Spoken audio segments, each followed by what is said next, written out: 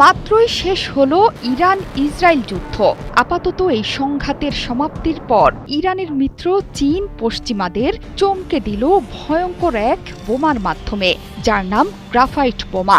এটিকে black out বোমা হিসেবেও পরিচয় করিয়ে দিয়েছে বেইজিং। দেশটির সরকারি সংবাদ মাধ্যম সিসিটিভিতে এই অস্ত্রের একটি অ্যানিমেটেড ভিডিও প্রকাশ করেছে চীন। শি জিনপিং এর নতুন এই অস্ত্র নিয়েই এখন চলছে জল্পনা কল্পনা। প্রশ্ন উঠেছে, ইরান ইসরায়েল সংঘাতের পর নতুন এই অস্ত্র প্রকাশ্যে এনে কি বোঝাতে চাইছেন শি জিনপিং? বহু বছর ধরে কোনো দেশের সাথে সরাসরি যুদ্ধে জড়ায়নি চীন, তবে প্রতিনিয়তই নিজেদের অস্ত্রের সক্ষমতা প্রমাণ করছে অন্যান্য যুদ্ধে চীনা অস্ত্র বিক্রির মাধ্যমে।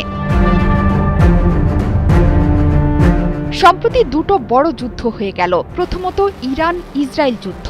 12 দিনের এই সংঘাতে অস্ত্রের ছনছনানি ছিল দুই পক্ষেই। যদিও চীনের বন্ধু ইরানের সামনে পশ্চিমা অস্ত্র নস্যি, কোনো কিছুই দমাতে পারেনি তেহরানকে। সমর বিশেষজ্ঞরা বলছেন, এই যুদ্ধের পর চীনা অস্ত্র কিনতে চাইছে ইরান। অন্যদিকে দাবি করা হয়েছে, ভারত পাকিস্তান সংক্ষিপ্ত যুদ্ধে ফ্রান্সের রাফাল যুদ্ধবিমান ভূপাতিত করেছে চীনের জে-10C যুদ্ধবিমান। এরপরই চীনের নির্মিত সমরাস্ত্রের কদর বেড়েছে বিশ্ববাজারে। আর এখন চীনের এই ব্ল্যাকআউট বোমার খবর পাওয়ার পর নড়ে চড়ে বসেছে পশ্চিমারা।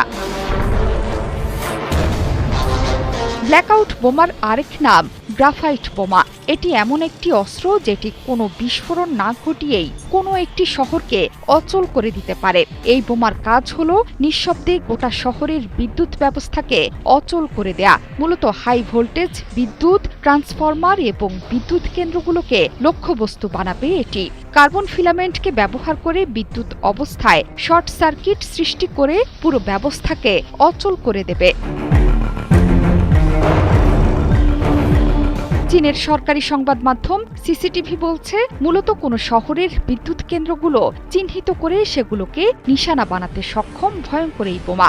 একটি বোমা 1,07,500 বর্গফুট এলাকার বিদ্যুৎ ব্যবস্থাকে অচল করে দিতে পারে। এমনকি এটি ভূমি থেকে উৎক্ষেপণ করা সম্ভব। কাজ করে মিসাইলের মতো। 290 কিলোমিটার দূরত্বের লক্ষ্যবস্তুতে আঘাত হানতে সক্ষম এটি। একটি বোমায় 490 কেজি বিস্ফোরক থাকবে। বোমা থেকে ছোট ছোট সিলিন্ডারের মতো অংশ আলাদা হয়ে লক্ষ্যবস্তুতে আঘাত করে। এটি নিজস্ব প্রযুক্তিতে উদ্ভাবন করেছে বেইজিং। আধুনিক বিশ্বে এই বোমা যুদ্ধের কৌশল বদলে দিতে পারে বলে মনে করছেন বহু বিশ্লেষক। জোহরা চৌধুরী সেতু, 71।